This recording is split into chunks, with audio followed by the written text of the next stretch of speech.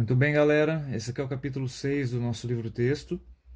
O título é Circuitos de Corrente Contínua. E, especificamente nessa aula, eu só vou tratar de associações de resistores e as regras de Kirchhoff. Porque o que eu quero fazer é dar um monte de exemplo de associações de resistores e fazer bem calmamente as regras de Kirchhoff para a gente resolver malhas mais complicadas. Mas o nosso capítulo 6 ele é composto por 5 sessões. E essa é a ordem que eu estou seguindo. Eu vou começar pela 6.2 e 6.3 hoje. Próxima aula 6.1 e 6.5. E a última aula fica para 6.4, circuito RC. Então, de novo, essa é a sequência que eu vou adotar. Então, vamos começar essa aula de hoje. Então, de início, deixa eu te lembrar um resultado importante da aula passada, que é sobre o movimento de cargas por causa de uma diferença de potencial. Então, vamos supor que você tenha cargas positivas que não estão em movimento, então isso não caracteriza uma corrente elétrica. Mas a partir do momento que eu tenho uma diferença de potencial no espaço, vamos supor que aqui seja o potencial A e aqui seja o potencial B, essas cargas vão começar a se mover. Porque aparece um campo elétrico resultante sobre essas cargas, fazendo elas se moverem ou para a esquerda ou para a direita. Vamos supor aqui que elas começam a se mover para a direita. Todas elas começam a ir para lá. O que estabelece uma corrente elétrica para a direita. E por conclusão, eu sei que o potencial B ele tem que ser menor que o potencial A, porque o movimento natural das cargas positivas é do maior potencial para o menor potencial. Ou seja, a corrente elétrica caminha do potencial positivo para o potencial negativo. Então, nesse exemplo, a minha diferença de potencial, ΔV, que é igual ao potencial B final menos o potencial A inicial, vai resultar num número negativo. Num circuito elétrico, quem estabelece a diferença de potencial é a bateria. Então esse é o símbolo da bateria no meu circuito. Eu posso ligar resistores a esse circuito e conectar fios fechando o meu circuito. Vamos supor que as resistências são R1, R2, R3. Vou colocar ponto X para esse ponto e ponto Y para este. E a minha corrente elétrica vai se estabelecer nesse sentido aqui. Porque do lado direito da bateria a gente tem o potencial maior e do lado esquerdo o potencial menor. As cargas elas ganham energia na bateria, então a bateria aumenta a energia potencial elétrica do meu circuito, as cargas passam a se mover e toda vez que elas atravessam um resistor, essa energia é transformada em energia de vibração para o resistor, aumentando a energia interna de cada resistor e diminuindo a energia potencial elétrica do meu circuito. Então no ponto Y essas cargas têm energia máxima para começar o meu circuito e chega no ponto X elas têm energia mínima. E quando elas atravessam a bateria, elas ganham de novo uma quantidade de energia para poder realizar todo o circuito novamente. Então essas são as ideias básicas para a gente começar a aula. Aqui tem um exemplo de um circuito bastante complexo, é claro que não tem só resistor aqui, mas esse tipo de circuito vai ser representado desta maneira. E nele você pode perceber que existem vários caminhos fechados. Quando você sai de um ponto e dá uma volta por aí, voltando para o mesmo ponto, a gente chama isso aqui de malha. Então esse circuito ele possui várias malhas. A ideia é simplificar o circuito para a gente poder analisar as correntes que estão passando por aí. Não é bem um circuito complicado como esse que a gente vai trabalhar. A gente vai trabalhar coisas mais simples. Tá? Então, em resumo, eu quero pegar uma malha de resistores primeiro e tentar simplificar para um resistor apenas equivalente. Então, começando pela associação em série, aqui estão as características desse tipo de associação e aqui tem um circuito representando ela. A gente tem a nossa bateria com uma diferença de potencial ΔV, a corrente elétrica caminhando do polo positivo para o polo negativo, e dois resistores aqui de resistências R1 e R2, só para funcionar de exemplo. E a gente diz que os dois estão ligados em série quando eles são percorridos pela mesma corrente elétrica, porque afinal de contas não tem outro caminho para a corrente seguir nesse circuito desenhado aqui. Do ponto de vista da energia, eu gosto de desenhar o circuito dessa maneira. Ó. Aqui também é bateria, aqui tem o resistor R1 e R2. Você deve imaginar que tem um fio ligando esse ponto aqui, que é o nosso ponto C. Então aqui está o nosso ponto A, aqui está o nosso ponto B. Não vou ligar um fio daqui até aqui, mas acho que você entendeu. E do ponto de vista da energia, o que acontece? A bateria ela transmite para as cargas uma quantidade de energia, então eu vou aumentar a energia do meu circuito.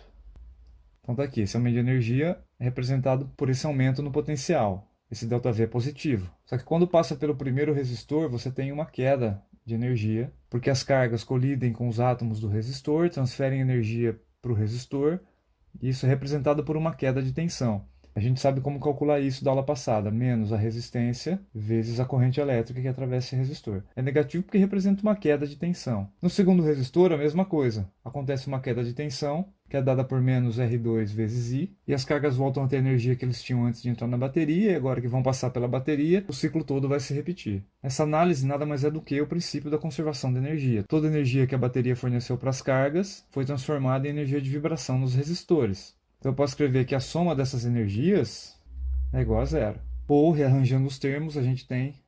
E essa análise aqui é bem importante. Bom, como eu quero simplificar esse circuito...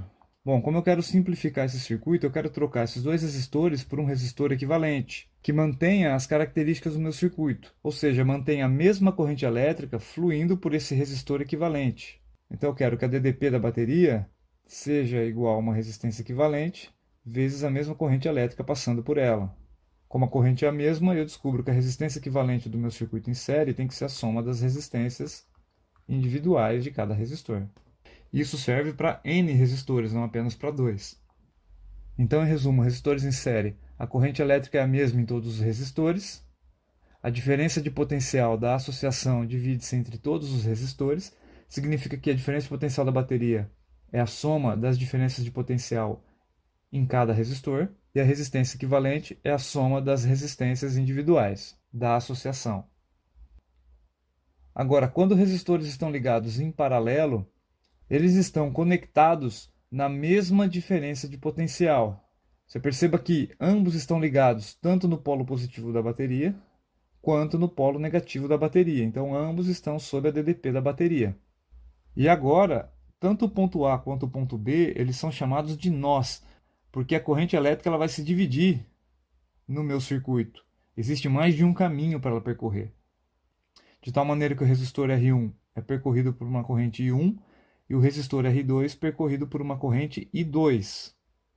E pelo princípio da conservação da carga, a corrente total do circuito se divide em duas no ponto A e depois se une novamente no ponto I, de tal maneira que você pode escrever que a corrente total é a soma da corrente em cada resistor. Então vamos escrever esse resultado aqui para esse circuito. Por exemplo, a corrente total é a soma da corrente 1 com a corrente 2. E a diferença de potencial da bateria é justamente a diferença de potencial em cada resistor da minha ligação. É isso que define ligação em paralelo. Como a gente sabe que a diferença de potencial nos resistores é dada pela resistência vezes a corrente, a gente pode escrever a corrente como ΔV sobre R e substituir essa informação na linha de cima. Então a corrente total do circuito é igual a diferença de potencial no resistor 1 dividido pela resistência 1 mais a diferença de potencial no resistor 2 dividido pela resistência 2. E o que eu quero agora é trocar esses dois resistores por uma resistência equivalente, de tal maneira que a corrente no meu circuito continue a mesma. A diferença de potencial na bateria dividido por uma resistência equivalente tem que me dar minha corrente total, que nada mais é do que esta soma. Como as diferenças de potenciais são todas iguais, eu posso cortar todas elas e no fim eu tenho uma maneira de escrever a resistência equivalente do meu circuito. Ou seja, o inverso da resistência equivalente é a soma dos inversos das resistências individuais. Eu quero agora fazer vários exercícios para simplificação de malhas, para te ensinar algumas técnicas de como simplificá-las. Então vamos lá. Então, nesses exemplos, calcule a resistência equivalente das associações de resistores. Eu vou colocar aqui um ponto A e um ponto B, porque faltaram esses pontos aqui. Então veja que se a corrente entra pelo ponto A e sai pelo ponto B, nesses pontos intermediários X e Y, ela tem dois caminhos para seguir. Então eu consigo identificar que esses resistores de 4 ohms e 6 ohms estão ligados em paralelo. É possível a gente fazer uma simplificação primeiro para esses dois aqui, ó. Ou seja, achar uma resistência equivalente para esses dois. Então vamos fazer isso. Vou puxar uma seta aqui. Na ligação em paralelo, o inverso da resistência equivalente é igual à soma dos inversos. 1 sobre 6 mais 1 sobre 4. Então, se eu fizer essa conta, eu vou ter 5 sobre 12. E se eu inverter esse resultado, a resistência equivalente vai ser igual a 12 dividido por 5. 2,4 ohms. Então, o meu circuito ele foi simplificado para isto aqui. De tal maneira que na ligação XY a gente pode trocar esses dois que estão em paralelo por um de 2,4 ohms. E você nota que agora a corrente elétrica tem um caminho só, ou seja, esses três resistores estão ligados em série. Então a resistência equivalente da minha associação final é a soma dessas três. Então a resistência equivalente total é 8 ohms. E essa é a resposta do item A. Vou projetar aqui um item B. Tenta pausar o vídeo e faz você primeiro antes de olhar para a minha resposta. Então tá aqui os pontos A e B. Então você imagina que uma corrente entra por A e a mesma corrente sai por B. E ó, você perceba que aqui tem um ponto X, onde vai acontecer uma divisão de corrente. Aqui tem um ponto Y, onde a corrente volta a se unir. Beleza? Por esse caminho aqui maior, a parte da corrente que entrou aqui, ela não se divide para nenhum lugar. Significa que esses três resistores estão em série. Então você pode trocar esses três camaradas por uma resistência equivalente, que é a soma dos três. 1 mais 2 mais 3. Ou seja, 6 ohms para esse pedaço. Vou redesenhar o circuito. Então está aí bem mal desenhado.